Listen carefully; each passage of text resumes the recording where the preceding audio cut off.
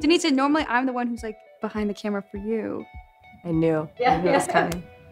You know what? I have more to say on that. I think being woman-led has been foundational to how our culture evolved because I think it naturally models leveling the playing field and being equity-based. And not only that, at the core, it creates a sense of community and support among our employees. I grew up with a lot of very strong, formidable women in my life.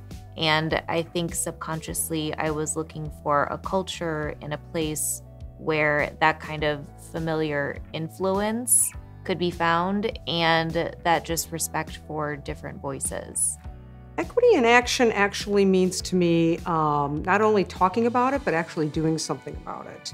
The hardest part with equity in general is creating a safe space to talk about it, period. Because everybody would like aspirationally to have an equitable and more equity forward work environment, but making it truly safe for people to feel like they can speak up and speak across their desk, but also to their supervisors, to the owners about how they're feeling and what their specific needs are. The barriers to their participation and what they need is huge. I mean, I think equity in action has so much to do with self-awareness and just the transparency of understanding how our current work environment operates, where we need to improve, and then being able not just to talk the talk, but being able to really be able to support and give all of our employees a sense of belonging. So for myself and for the rest of the Storyhorse team in particular, I think this really means focusing on telling stories fairly and from an equitable mindset, and really making sure that the stories that we're helping to shape and disseminate out into the world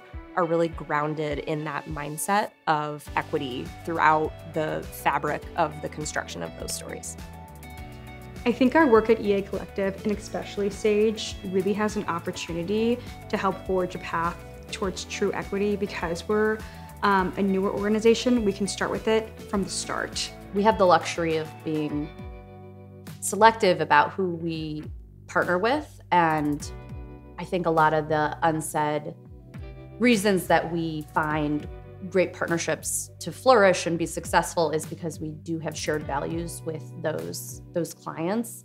Our roles do matter because we're creating experiences that can include or exclude, that can affirm the barriers that have existed for a long amount of time, or that can start to tear them down, and how can we help them connect more now. What I want to do now especially is to assist female employees and contractors and to make them feel comfortable on any project that has technical production or a union position, and have them understand what those roles are and how they can advocate for their position while they're managing these roles. I think we've done a great job. We're moving along, but we need to move a little bit faster as well.